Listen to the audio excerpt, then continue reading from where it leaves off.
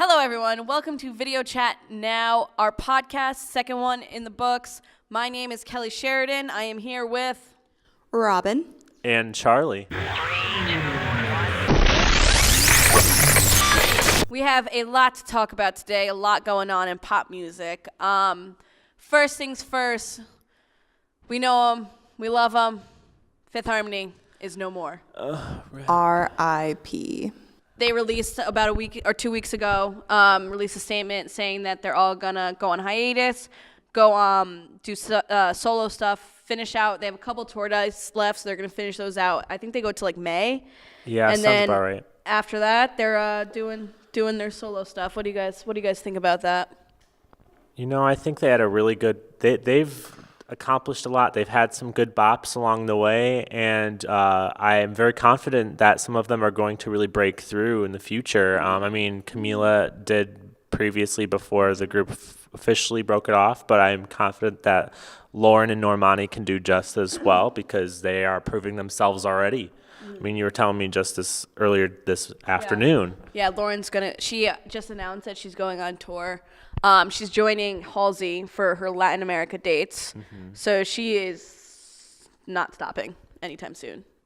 I think that they're definitely going to, like, separately, I think a lot of them are going to flourish. I miss girl groups. Mm-hmm. You know, I feel like the only one left is, like, Little Mix, I think.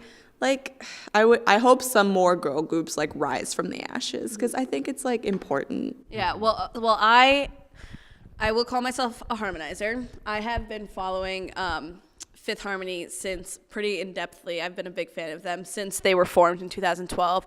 So, like, I've really seen with Camila leaving, with their album and everything like that, and the release of their 3 albums. And it's just, I'm glad this happened because the situation they were in with their label, there was just no room for them. Like, everyone knows that the music industry, like within the industry, it's a lot of politics and everything. And like, it showed with just some of their releases where it's like they didn't get as much attention to like kind of ensure that they would be successful. So I think now that they are going solo, I think it leaves a lot of room for them to do some big things and to be marketable. I think it's going to be very interesting to see, because now Camila's had 2 hit singles, so she's making a name for herself. I think it's going to be really interesting to see some of the other girls kind of compete next to her now. Mm-hmm. It's going to be very cool to watch just because Normani has released a single with Khalid recently, and which is doing really well. It's a bop. It I mean, I'm bangs. down. Like, I can get down to it, but you know, I think their name's going to go down as one that's going to be remembered, and people are going to remember Fifth Harmony because they're a strong girl group. And, you know, I wish these politics weren't around because, I mean, we need to see more of, like, female representation being supported within the music industry itself. They're there. They're just not, I think, supported as they should. And I think Fifth Harmony is going to – they're going to be, like, you know that saying, like, people only love you when you're dead? Yep. I think that's what's going to happen to them because I've read this really great article from Billboard that basically said, like, Fifth Harmony's legacy isn't going to be realized until a while. Like, they're not going to be known for having 4 platinum albums, even though they have 3. I think their last one just went platinum. But, like, you know what I mean? Like, they're not going to be known for, like, their number 1 on Billboard singles. But it's, like, when you, like, sit down and kind of, like, look at what they did as a group before Camila left and when they were a 5-some, it was 5 girls, women of color, not one who were thrown into this world as 16, 17-year-olds. And they really they created a community for their people. Lauren came out as bisexual, and that's not very common in pop and in the music industry. Well, it's becoming more and more common now, but it's like they definitely, like, they're so outspoken about what they believe in that, like, they kind of did break barriers for a lot of different things.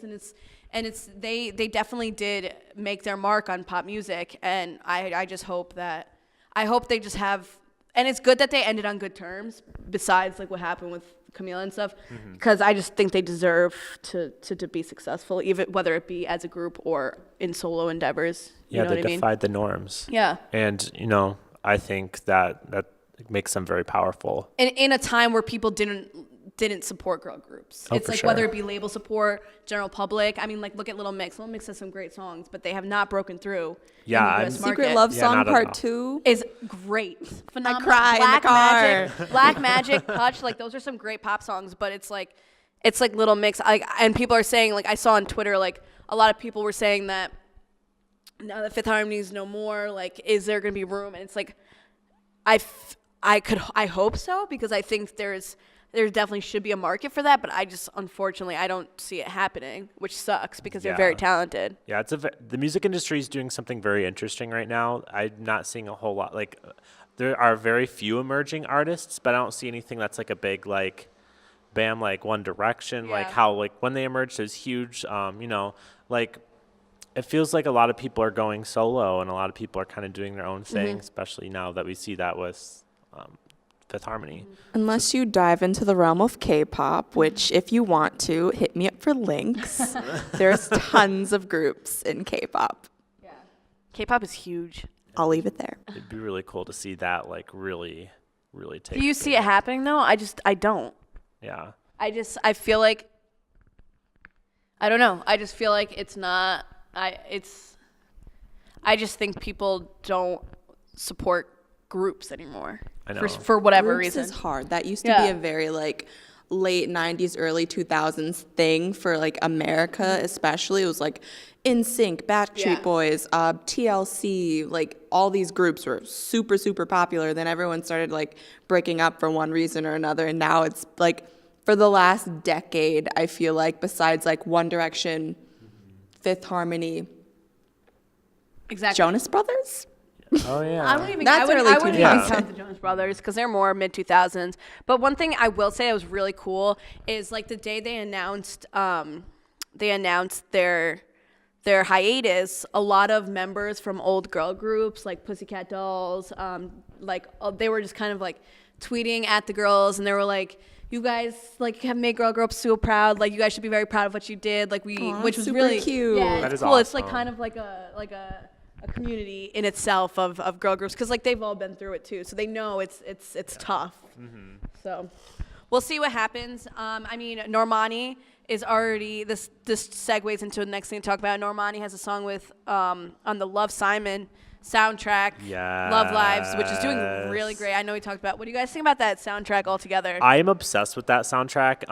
I mean, Bray, when I went to go see the movie, he taps his iPod and you see that he's listening to the Bleachers Roller Coaster, and I haven't stopped listening to that track since I've seen the movie. Like this, the soundtrack brings a lot of sentimental value, and it's very, I think, reminiscent and nostalgic. So it like brings me back to those high school days, really, of like going through this process of like figuring out who you are during high school. And I think it's a very bold soundtrack, and like there's Love Lies, and then there's other tracks like Strawberries and Cigarettes by Troye Sivan, which has like a very mellow vibe. And I loved that. It is so good. It's just like, it just brings back those feelings. It just brings me back to high school. I just can't stop listening to it. Yeah, it was very nostalgic when I was listening to it. I personally haven't even seen the movie, but I heard the soundtrack is really good, so I like gave it a listen while I was studying or whatever, and it had me on like a roller coaster. It was like, oh, like this song is so happy, reminds me of that one time, and then like played a song that was like kind of more like melancholy, a little like, I forgot which one it was. There's I Want to Dance with Somebody's on the soundtrack. Yes, and it just brings Whitney. you I back was to your like, I'm just yes. here for like I love when movies have soundtracks that become popular and are charting, because I feel like it connects. It really does connect like these cultural events happening, and it just makes them that much bigger.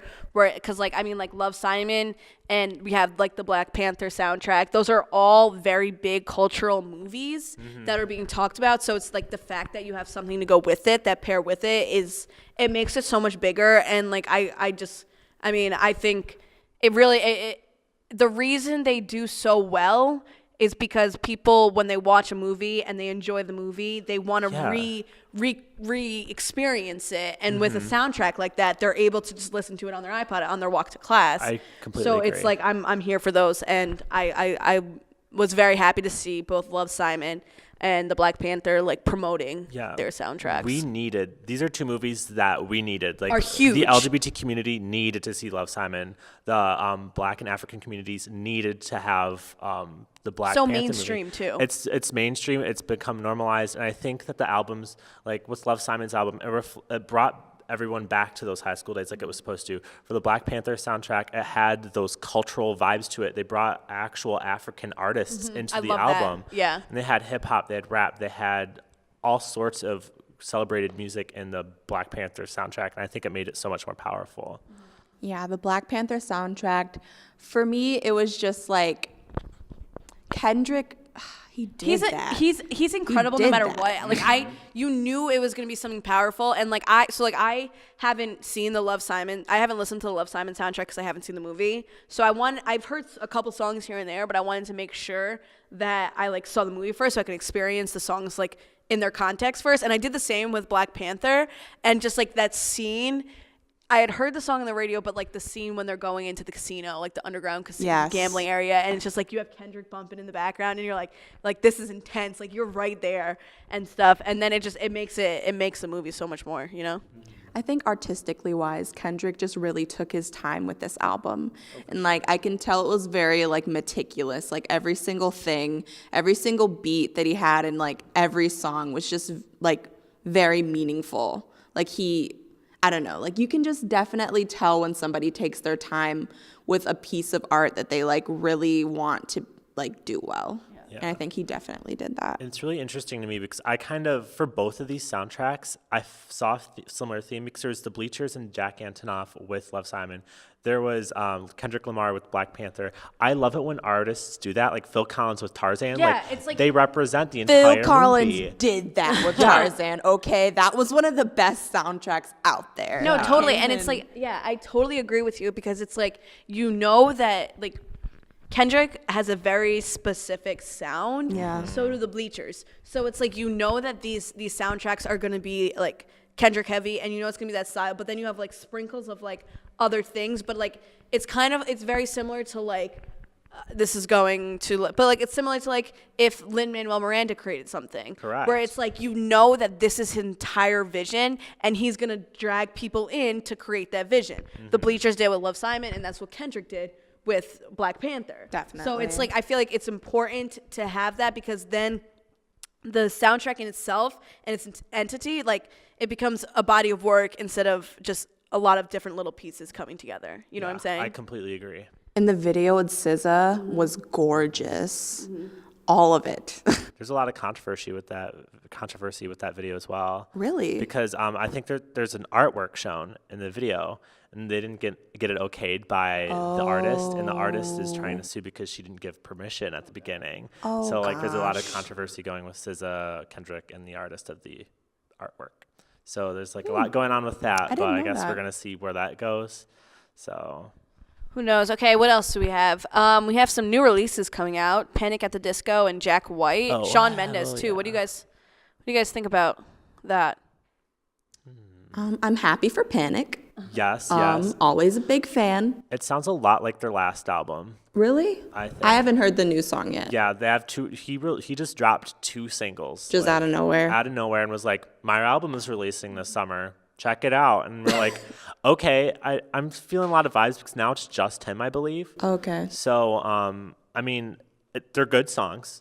I'm just interested to see what he brings that's new. Just because like. Death of a Bachelor was a very bold album for him, so I'm very interested to see how he can follow that up. So, but I'm confident that it's going to do well. He's a big following. Yeah. So, and his following, it grows with him. So it's kind of interesting to hear those songs on the radio, just because that's the demographic now. But we'll see. We'll see what's happening. Yeah. With Jack White, he just dropped an album. I haven't listened to it yet, but I know there's a lot he's talking about because he doesn't want to use cell phones at his concert. So, like, I want to know what your thoughts are on that. Like, how do you feel with him encouraging people not to bring cell phones because he wants people to experience the concert without being behind a screen? I love that. Okay, so I love concerts. I literally will go to anyone. It doesn't matter if I'm a fan or not. I do record a lot of videos on my phone when I'm at a concert, but it's usually just so I can watch them back, like re-experience them. Like that's the only reason I like to record them. But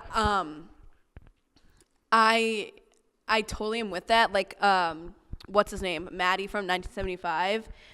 There's always like a point in his show where he does the same thing where he's kind of like, for this next song, these next 3 minutes, put your phone away. I guarantee you the experience will be so much better than any other, like if you were just looking through it, like then watching it back on your computer screen. So just for 3 minutes, just put them away and enjoy the song. And I think that's really cool. I kind of really like that because it's like a concert is a very intimate experience with with the audience and the artist. So, and I feel like that whole idea is getting lost. Like it's making concerts less valuable because it's like I could just watch a concert online and everything and stuff. So I'm with that. I think it's a great idea, and I think it'll heighten his show and it'll make it more special, and it'll really create an intimate experience for both fans and Jack White, the artist himself.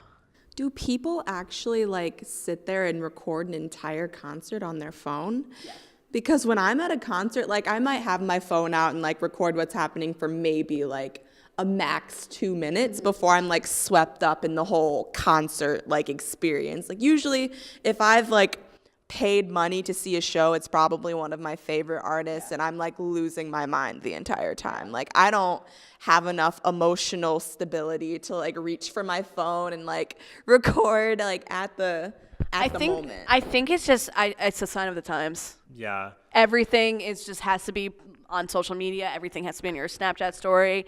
People want to like let you know that you're at a concert, you know, like let other people know. So I think it's that's a part of validation thing. Yeah, for sure. Yeah. And stuff. So I mean, I don't think it'll work, but yeah, the only thing that I'm worried about is that he's like to the point where he's like, leave your phones like elsewhere and we'll have a spot for them. I think that's a little bit of a safety hazard, especially what has gone on at concerts in the past. So if like something were to happen, how would you contact somebody? How would you contact the police, loved ones, to make sure you're okay if something were to happen at an event? But you know, I'm definitely for like just keeping it in your pocket, just setting the phone down, experiencing it. You can take pictures if you would like, but experiencing it, you know, as it is. Yeah. I totally agree with that, but we'll see. I think if you're an artist, there's like two sides. It's like some people who are like, if you're a good enough artist, you can put on a good enough show, it shouldn't matter. But at the same time, I don't think there's anything stopping it. So even if you're Bruce Springsteen, people are gonna still have their phones out. You know, you can say something and then it might work. You know, a lot of people are like. They respect the artist enough to respond if they ask them to put it down, but entirely, I don't think. Yeah, I agree with you. Yeah, it's a great idea, but don't know if it'll work. So Shawn Mendes released a new single. It's kind of different. What do you guys think about that one? I'm very excited. I'm into it. Okay. I was so into it. I've had a thing about Shawn Mendes for a while. I felt like when he first came out, all of his songs, the first one I heard, I think was like really great. And then as he like kept going, I noticed like all his songs kind of started sounding the same to me. So I'm like, well, what does this kid do? Like, what's his point? And then he drops, I think the first one I heard was In My Blood. And I was like, oh. Yeah, okay. I heard that on the radio and I didn't know it was him. I was like, what the heck? Who and then I heard Lost in Japan. I'm like, I'm Lost on board. Lost in Japan was great. I'm on board. Let's go. I'm on board. There were elements I felt like of jazz. Yes. Some of the chords he used, I was like, wait, he's really trying to reinvent himself. I think that's good for him. I think he needs to do that, but it's like if he wants to be like considered as a not just like a teen superstar because he's only 19. He's 19. If he and I'm sure he's very inspired by John Mayer. I'm sure like that kind of artist. He needs to mature his sound up, and it seems like and it sounds like he's making steps to do that. So I think it's good for him. I mean, we're going to hear it on the radio 24/7 now because that's just what happens when you're Shawn Mendes. But I'm getting really tired of Nothing Holding Me Back, so I'm excited for this new stuff. That song one more time, I'm so sorry. Like, Shawn, it's it was a good song at the time. We're done with it now. But I'm glad that he brought in this new music. I'm excited to hear his full album. And I totally think he definitely has like a long-standing future with this because he is genuinely talented. It's not like he just got lucky and has a fan support. He can make those songs and he writes them. So if he's already making this change to more mature music, then people are really gonna keep an eye on him for his album. Another person who I've noticed has kind of changed up their not sound, but have you guys heard On the Loose, Niall's new song? Oh, I have not. It's very it's upbeat, which is different from his past singles, which I'm kind of excited about because of all of the former One Direction members, his music I felt like was like kind of the biggest surprise. Yeah. It's like you knew Zayn was going to take that route. You knew Harry was going to take a more alternative route. But Niall's, it was kind of like, this is genuinely good stuff. But I was very worried because his first couple singles were very similarly slow. But this next one, it's more upbeat and it's like quicker. So I'm excited to see. Now I think he definitely like opened that door to instead of just doing slow stuff, like slow guitar stuff. So. All right, I'll have to take a listen to that one. That sounds pretty good. Yeah, it's good. Yeah, with Niall,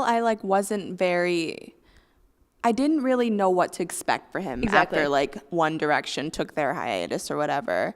I was just like, okay, like I know what Zayn's gonna do. Like, yeah, I know what Harry's gonna do.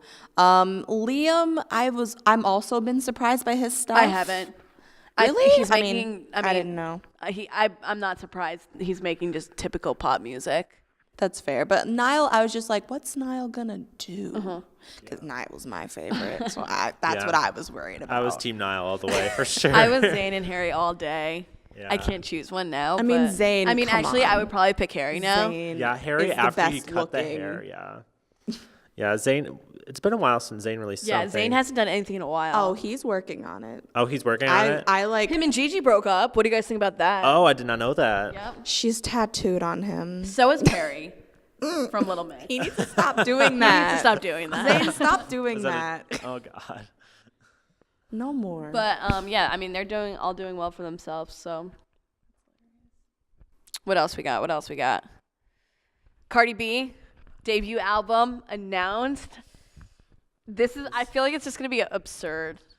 I hope it's absurd. That's her thing. I really hope it's as Cardi B as she can make it. And she literally is like her breakout into the music scene is gonna allow her to do whatever the heck she wants on this album. Like she can do anything. So She has that attitude, and I'm Hell yeah. here for it.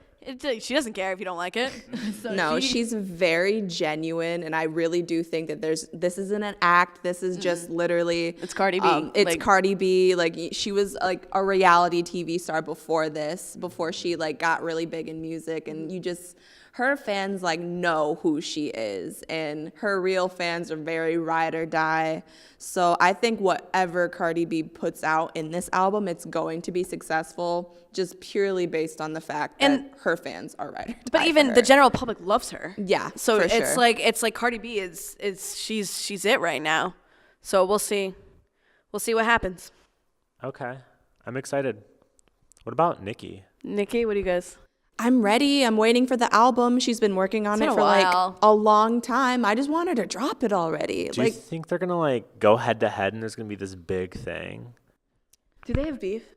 No, I think they've been very insistent on them not having beef. And I think that's because I think Nicki is one of those people who really doesn't want to have like, she doesn't like the whole we're both female rappers, so Right. we have to face Like, off there's type only thing. one. She wants it to be more of yeah. a sisterhood. Yeah. The public's definitely hyping them up, I think.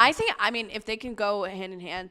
Let's that's- go. Let's yeah. have some collabs. No, yeah, like that's awesome. I think they're both very talented. I think they're both definitely the top 2 female rappers out there, like actually like Oh, doing for stuff sure. right now. So it's like if they, like, I mean, it's like you either have one or the other now. I feel like, but let's throw some more in there. I'm here for it. Oh, for Definitely sure. ready for her to just come on. We need it. We need to have it. She needs to tell us off like it is. It's time.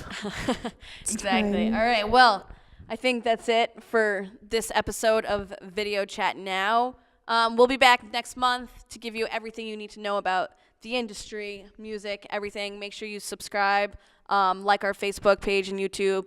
Video Now. We'll be doing all of that. We will be back, and you will like it. I'm Kelly Sheridan. I'm Robin. I'm Charlie.